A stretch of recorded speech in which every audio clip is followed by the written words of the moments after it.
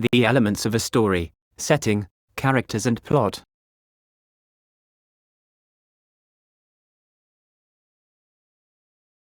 Introduction. Do you like to read stories? How many storybooks have you read? Have you read a book that became a movie? Do you have a favorite story? Who is your favorite character? In this topic we will discuss important vocabulary relevant to drama and storytelling. You will learn what are the most important parts of a story, or the elements of a story. We will also consider the question, why do people love stories? Why do people tell stories? What makes a good story good? This video is part of the Storytelling and Drama for Young Learners course. Visit www.practicalenglishwithdarcy.blogspot.com for more. Please remember to leave a like on the video and follow this channel if you enjoy it. What is a story? A story has a beginning, a middle and an end. It often begins with once upon a time. Stories can be true or fictional or sometimes both. Setting. A story can take place in a setting which can be a faraway place in a time long ago. We call these kinds of stories fables, fairy tales or fantasies. Characters. A story has characters. The good ones are heroes and heroines. Villains. The bad characters are often monsters or villains. Plot.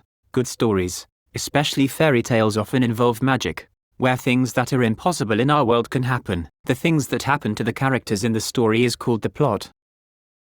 Themes. What makes the story of Cinderella different from the story of Jack and the Magic Beans? While both stories each have characters and plot, the story focuses on a different theme. Cinderella. The main theme in Cinderella is a theme of loneliness and love. Cinderella yearns to be loved, but she has no parents and no friends. Cinderella marries a prince in the end. Therefore it is a romantic story. Jack and the Magic Beans. In Jack and the Magic Beans, there is no story of finding a princess or falling in love. Rather, it is a story of conquering a giant and taking his riches. Therefore it is an adventure story.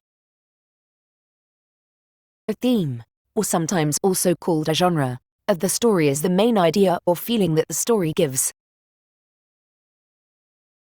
Ask yourself, why do storytellers tell their stories? Why do the characters of the story do the things they do? There are no easy answers to these kinds of questions. Here are some common themes given in popular stories. Adventures. Adventure stories involve the characters traveling to new places to do difficult things. Readers enjoy stories because they can experience an adventure. The most exciting and popular stories are the ones that have a lot of action and suspense. Themes commonly found in these kinds of stories involve heroism and bravery, overcoming difficulties and finding true happiness and freedom. Mysteries. Stories that make us ask questions and wonder are called mysteries. Mystery and horror stories are much darker in tone. The themes explored in these stories tend to make us aware of our personal fears, weaknesses and vulnerabilities. Romances. Stories that involve characters falling in love are called romances. In romances, if the outcome of the story is the eventual union of the lovers, then majority of the plot should usually revolve around the obstacles in the lovers' lives and the efforts, and sometimes sacrifices, they must take in order to successfully be together. Why do people like to read and share stories? Stories can give us feelings of happiness, excitement, fear, sadness and even anger. Morals. Most importantly, stories can teach us. Stories often have lessons, called morals. They can teach us how to live our lives better. Red Riding Hood and the Wolf. In the story of Red Riding Hood and the Wolf, a young girl goes into the woods alone.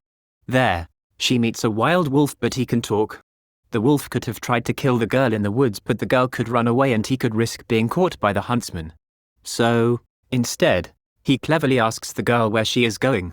The girl innocently tells the wolf where she is going, to her grandmother's, and how to get there. The wolf decides to wait until night to kill both the girl and her grandmother. Conclusion: the story of Red Riding Hood and the Wolf is not a story intended to amuse or entertain us, but rather, to warn us and teach us wisdom.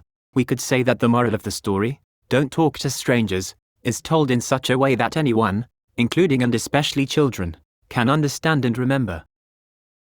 Writing assignment: consider a popular story or fairy tale.